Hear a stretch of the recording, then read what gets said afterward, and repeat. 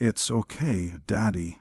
We can leave when a single dad janitor meets a female cop. The moment the little girl tightened her fingers around her father's rough, worn hand and lowered her eyes, the room seemed to grow smaller, heavier, and painfully quiet, as if every unspoken judgment in that elegant restaurant had suddenly found a voice.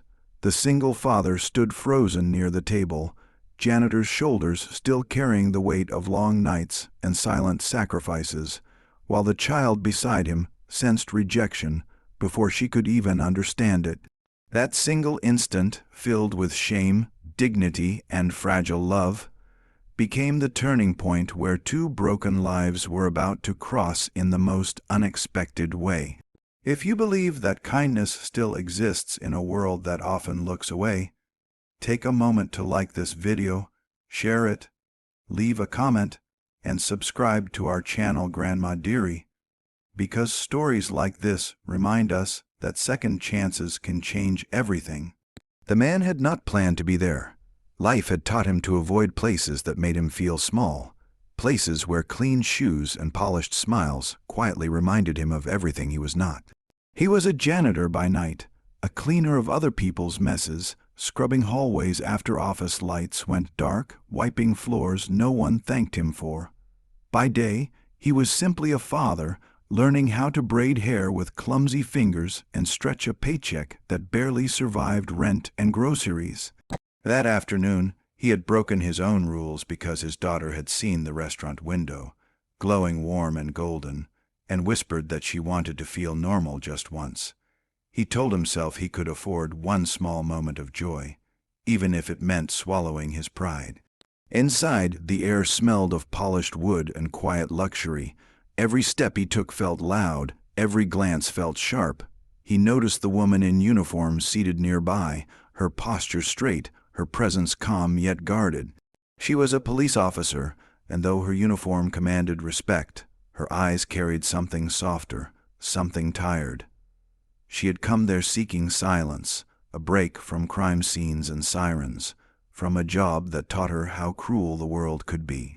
She had not expected to witness a moment that would reopen wounds she thought had healed. The challenge for the father was not just money, though money haunted him every hour. It was the constant battle to protect his daughter from feeling less than others, from believing that her father's worn clothes and tired eyes meant she deserved less love or respect.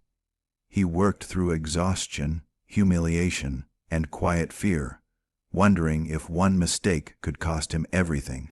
When the staff hesitated, when the looks lingered too long, he felt that familiar tightening in his chest, the warning that another door was closing. The officer noticed it all. She saw the child's shoulders slump, saw the man straighten his spine as if bracing for a blow he had learned to accept without protest. It reminded her of nights she spent alone, of choices that left her strong on the outside and fractured within. Her own life was a series of battles no one applauded, a career that demanded strength but rarely offered comfort. She understood what it meant to stand alone while the world decided who you were worth. As tension thickened the room, something shifted. The officer's attention stayed fixed on the father and daughter, not with authority, but with empathy. She saw a man doing his best in a world that rarely made space for people like him. She saw a child learning resilience too early. In that quiet moment, she remembered why she had chosen to serve, not just to enforce laws, but to protect dignity.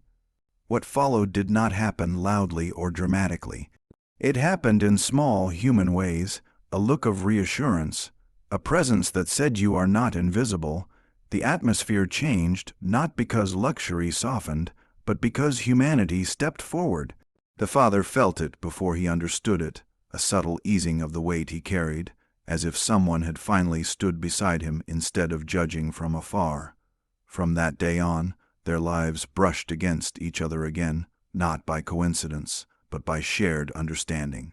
The officer learned about the janitor who worked through the night so his daughter could sleep safely. The father learned about the cop who carried her own scars behind a badge.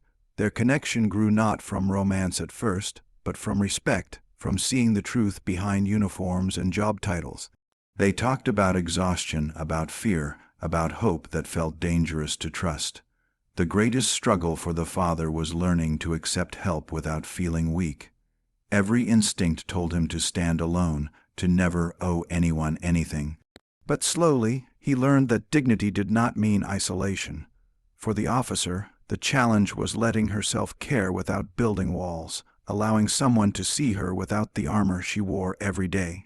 Together, they learned that strength could be shared. Life did not magically become easy.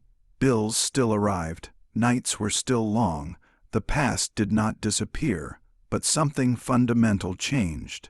The little girl laughed more freely. The father stood taller. The officer smiled in ways that reached her eyes.